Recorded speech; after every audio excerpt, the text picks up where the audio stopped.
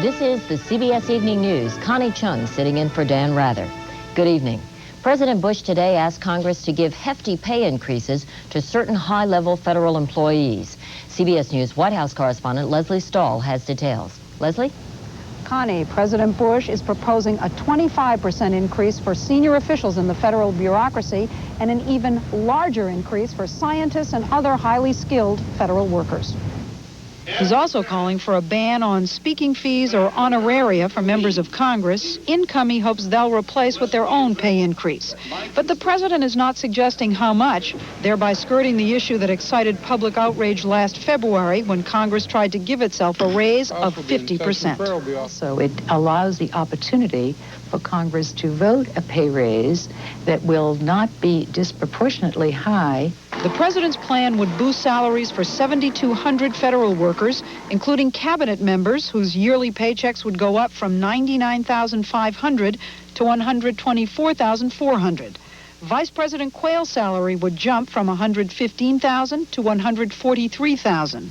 President Bush's $200,000 salary would not be affected. The package would establish a special Stop the Brain Drain super salary category for 200 key scientific, medical, and economic jobs. Salaries could go up to but not exceed $124,000 a year. Over the last 10 years, the NIH has not been able to recruit a single senior scientist from the outside. But consumer advocate Ralph Nader says the Bush plan is unfair. These people are being paid in the top 1% of income earners in the United States, and the gap between the political rulers and the ruled who pay their salary is wide enough. The White House says that in the last 6 months, 40 people have turned down job offers from President Bush, saying they couldn't afford the pay cut they'd have to take from private industry. The total cost of the president's plan, $109 million for next year. Connie? Thank you, Leslie. The Bush administration permanently banned the import of most foreign-made assault weapons today, but as Bruce Morton reports, this still does not affect U.S.-made versions of the same guns. The Bush administration today made permanent the ban on imported assault rifles, which it announced on a tentative basis last spring. Our action today will affect some 750,000 weapons. The government has the authority to ban imports of weapons which are not used for sporting purposes. That's why they're being denied, not because they're being used in crime, but because they do not meet the sporting purpose and are not generally recognized as such. But the government started reviewing imported assault rifles after a Chinese-made AK-47 was used to kill 5 children and wound 29 others in a Stockton, California playground last January. It's a turnaround for George Bush, a National Rifle Association member who as a candidate opposed any restrictions on guns. This is President Bush and the U.S. government saying these assault weapons are bad. They have no place on America's streets, and we're not going to let them into the United States anymore. Yes, but the fact is 3/4 of the assault rifles in use are American-made. The government has no power to ban them, no power to stop companies from building American versions of the banned foreign models. So the important thing is to take the domestic weapons that are identical or very similar to these imported that the president just banned and get them off the market. Stark has sponsored legislation to do that, but it faces stiff opposition. The National Rifle Association opposed even today's limited action as inconsistent with the rights guaranteed law-abiding American gun owners under the Constitution. But some customers at a Georgia gun store today thought the president hadn't gone far enough. This just goes back to like the Prohibition. You can still get alcohol. Bad guys are still going to get guns if they want them. Nobody thinks today's action will disarm the drug dealers or make the streets safe. But it is a step in a field where even small steps have always been politically difficult for presidents and Congresses. Bruce Morton, CBS News, Washington. The Coast Guard has made one of the biggest drug busts in U.S. history. More than 1.5 tons of Colombian cocaine destined for South Florida gangs was found hidden aboard a Panamanian-registered freighter, seized about 350 miles southwest of Miami. U.S. agents boarded the ship in Key West with the permission of Panama's government in exile. After a lengthy search, they found the drugs in a hidden chamber cemented beneath a carpeted passageway. 9 crewmen were arrested. A Cuban military court today sentenced to death by firing squad a 3-star general who fought alongside President Fidel Castro during the Cuban Revolution. The general and 3 other officers condemned to death were convicted of drug trafficking in a scandal that has rocked the communist government. Juan Vasquez in Miami has details. Confirmar la certeza de que Cuba no esté. General Arnoldo Ochoa, once a favorite of Fidel Castro, was among those condemned to death by firing squad. The brief announcement was made on Cuban television today. Arnaldo Ochoa Sanchez. The prosecutor called Ochoa the ringleader, the man who stabbed Castro in the back. The military tribunal also ordered Colonel Antonio de la Guardia, another one-time Castro friend, and 2 other officers to face a firing squad. What began as a show trial against Ochoa turned into a political spectacle that has fascinated Cubans. For once, they can read about official wrongdoing in the party newspaper. In the official version, the only version available in Cuba, Ochoa and the others are painted as traitors. The government's propaganda appears to be effective with the Cuban people. They have betrayed the people, they have betrayed the party, they have betrayed the armed forces, they have betrayed all of us. I thought it was absolutely impossible that anyone could possibly stoop so low. But U.S. analysts say the official version conceals the real issues, politics and power. I see this as principally politically motivated, that Castro feels very threatened by the strength of the armed forces and the Ministry of the Interior forces. I think that if Fidel does kill Ochoa and some of his accomplices, number one, it will increase the apprehension and fear of the military in Cuba. And 2, it would indicate that Fidel really wants to cover up something. No mi persona, sino la revolución. Before the sentencing, Ochoa told the court he deserved to die for the damage he had caused to the revolution. Now, the man who once fought alongside Fidel Castro finds his fate in Castro's hands. Juan Vasquez, CBS News, Miami. The FBI has found 3 F-16 fighter jet engines that disappeared from an Air Force base in Utah earlier this week. The engines are pretty expensive and they're kind of big. So how could the Air Force lose them? And who would want them? CBS News Pentagon correspondent David Martin has some answers. At Hill Air Force Base in Utah today, nobody was able to explain how 3 jet engines costing about $2 million apiece could have disappeared. When workers returned from the long July 4th weekend, 3 of the high-performance engines used to power the F-16 jet fighter had vanished from a repair shop. Presumably, the 16-foot-long, 3,500-pound engines were loaded on a truck and driven right out the gate past the guards. This afternoon, the Air Force announced the engines have been recovered by the FBI. But sources tell CBS News the engines were never missing, that in reality, the entire affair was a Pentagon sting set up as part of an investigation into the theft of equipment from military bases in Utah. Each year, hundreds of millions of dollars worth of equipment turns up missing at U.S. military bases. In many cases, investigators never know whether the items have in fact been stolen or whether somebody has simply made an accounting error. Sometimes, as with this 30-ton artillery piece, the thieves don't get very far, 70 miles before running out of gas. Other times, as with an estimated $7 million in spare parts smuggled off the aircraft carrier Kitty Hawk, they get all the way to Iran. In the case of the jet engines, an employee at Hill Air Force Base had tried to sell them to undercover agents. No arrests have been made yet, but officials believe they have uncovered a major military theft ring. David Martin, CBS News, the Pentagon. Still to come on the CBS Evening News, Richard Schlesinger on new cracks in old airliners. And John Blackstone on the breakdown of the Apple market.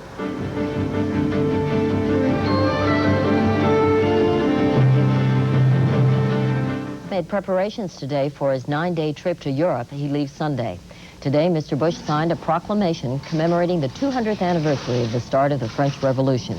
He'll be in Paris next Thursday to help celebrate that anniversary and to attend the economic summit.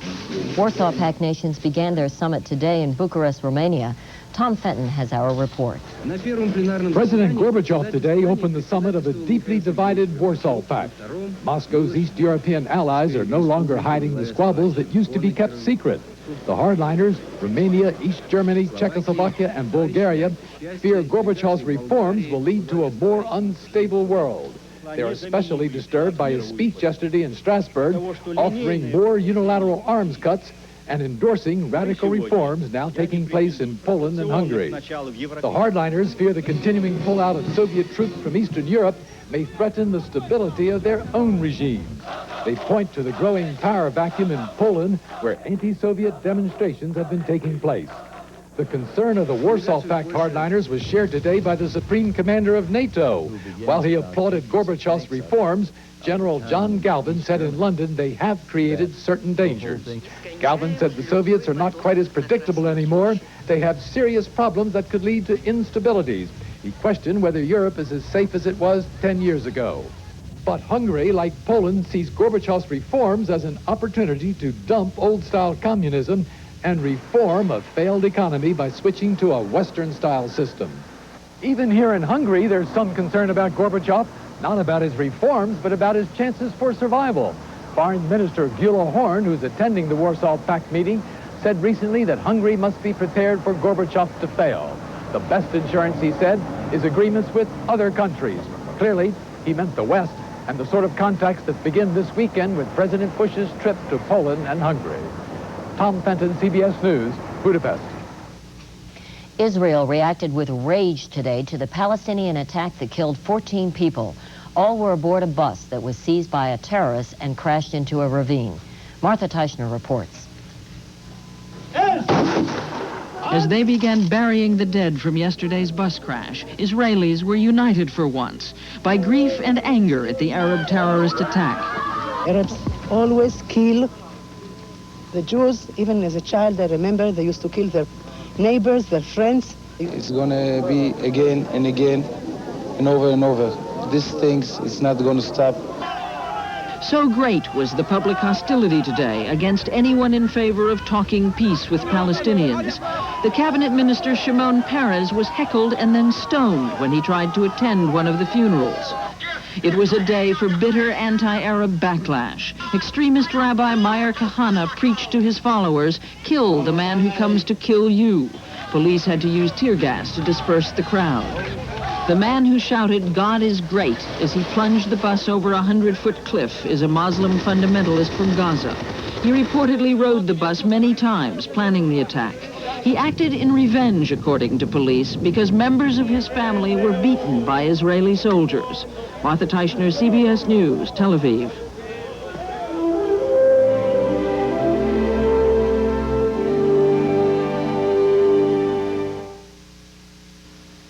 The day may come when all dishwashers will get your dishes. For this country's aging airline fleet, the government has ordered inspections of older model Boeing 727 jetliners after a crack was found in one of the planes.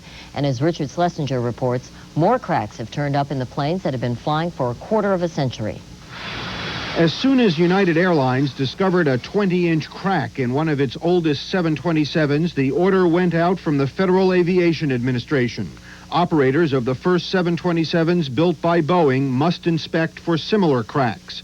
47 planes are covered by the order, all built in 1963 and 1964.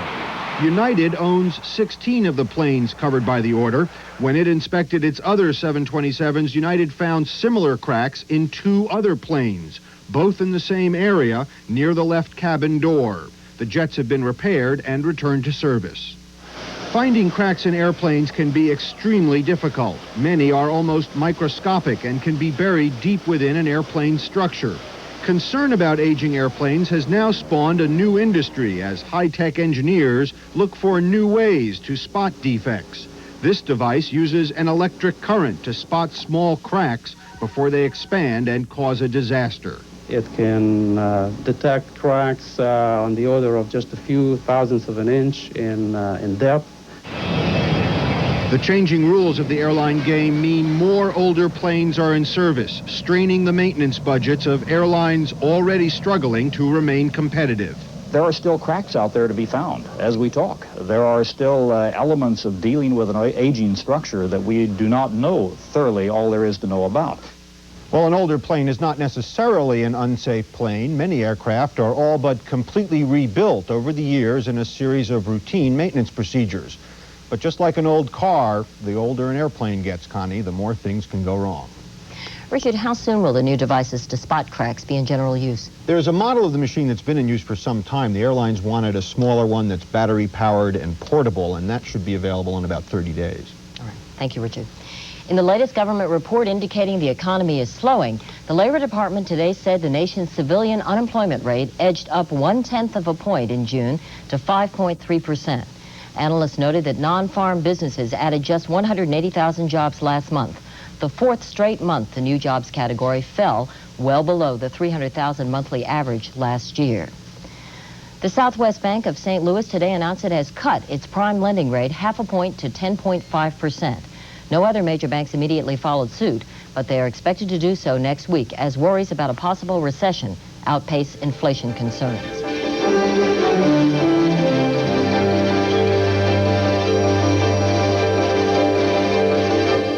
Official who's been overseeing the budget of the Department of Housing and Urban Development has been called to tell Congress what she knows about the HUD scandal. Janet Hale was Deputy Secretary at HUD in the Reagan administration. At least 2 projects she handled there are targets of the investigation of alleged corruption and mismanagement. Hale now works at the White House Budget Office. She's been ordered not to deal with any HUD matters related to the probe. Another of the players in the Iran-Contra affair was sentenced today. Conservative fundraiser Carl Spitz Channel drew 2 years probation for conspiring to defraud the U.S. Treasury. He had made illegal use of a tax-exempt foundation to raise funds to arm the Nicaraguan Contras. None of the 4 men convicted so far in Iran-Contra is going to jail. The Cincinnati Reds and the New York Mets, 2 preseason dream teams, meet in New York tonight with both clubs struggling to live up to their high hopes. But for Cincinnati manager Pete Rose, the subject of a painful season-long inquiry into his alleged illegal betting, the visit to New York is especially difficult. Frank Courier explains. Tonight, Pete Rose and his Reds will try to stretch their winning streak to 2 against New York. The city where the Cincinnati manager is said to have feared for his safety because he hadn't paid his gambling debts to the mob. Major League Baseball is investigating this possible underworld connection. Allegations Rose bet heavily with this man, Richard Troy, nicknamed Val, who ran bets out of his house in Staten Island. Troy has been indicted for gambling and is linked to New York organized crime. We always said that the investigation was ongoing, but I've never commented on it, and I'm not going to start now. It's not the only time Rose's bets and debts have been tied to the crime syndicate. In a partnership with New York promoter Mike Bertolini, Rose turned autographed balls and baseball cards into cash at huge exhibitions and allegedly used the profits to settle debts with bookies. Bertolini won't comment on the allegations, but in a phone call secretly taped by Rose accuser Paul Jensen, he talks about Rose's decision to ignore more than $200,000 in debts. The bookies in New York, how much did he... Talk like that on the phone. I hate All right. that. What are they going to do to him? I don't know. We're not going to worry about them. Oh my God, Mikey, you're going to have some people after him. In his deposition to Baseball, Rose told investigators, quote, "They threatened to burn down my house, to break my kids' legs if I didn't pay up." Threats that come as no surprise to organized crime experts. If you're a gambler and you run up large debts, the people to whom you owe the money, and ultimately their organized crime figures, they're going to look to get paid. With a renewed focus on links to the underworld and Rose's lawsuit against the baseball commissioner, the legal maneuvering on both sides threatens to postpone any verdict on his fate for weeks. For Pete Rose, who insists he never bet on baseball, every day of delay buys another day in the dugout. Frank Courier, CBS News, New York. The Food and Drug Administration today said it is banning sales of non-prescription baldness creams and aphrodisiacs because the products don't work. The FDA said hair growth nostrums usually sold by mail or through barbers or beauticians, quote, have continued to be an area of considerable fraud. And the agency said none of the products that claim to arouse or increase sexual desire or improve sexual performance is effective.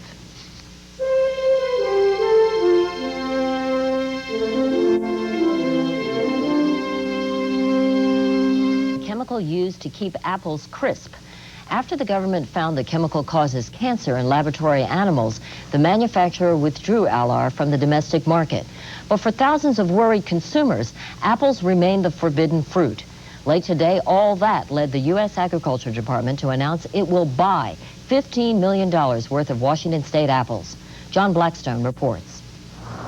For the apple growers of Washington's Yakima Valley, the government's decision to buy apples is the only good news this year. Cold storage rooms are stacked ceiling high with more than 220 million pounds of unsold Washington apples harvested last fall. It's a disaster right now of unequal terms probably we've ever had. Some of last year's apples are being taken out of storage, packed and sold. But the surplus has driven prices so low, some growers say they may as well be giving the fruit away. In the fall, they were getting 14 cents an apple, and now it's about 7 cents. That's well below what it costs to produce the apple.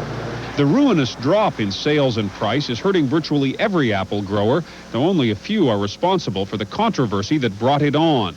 The use of the chemical Alar to help keep apples red and firm. We should not be required to sort of go down the tube with everybody just to protect the few that used Alar. When consumers were alerted to the health risks associated with Alar this spring, every apple became suspect, even though a majority of growers had already stopped using the chemical. The Washington apple grower is taking it on the chin. It has probably cost the Washington apple grower in excess of $100 million. Brothers Alan and Jay Sandlin run a family farm. They have not used Alar for 3 years, but the sales disaster brought on by the chemical is threatening to cost them their orchards. They are fighting foreclosure by the bank that holds their mortgage. We have asked the federal bankruptcy judge to give us reorganization protection. I've been here under some severe conditions for several years, and I'm not a quitter. The 1989 apple crop is now being tended, with Alar no longer sold in the United States, and the EPA expected soon to announce a virtual ban on its use here. Growers hope this crop will restore the apple's healthy reputation. John Blackstone, CBS News, Yakima, Washington. And that's the CBS Evening News. I'm Connie Chung in New York. Bob Schieffer will be here tomorrow, and I'll see you again Sunday, along with Dan Rather in Poland as he begins anchoring our week-long coverage of President Bush's European trip and our special look at the new face of Europe. Thank you for joining us, and for all of us at CBS News, have a good weekend.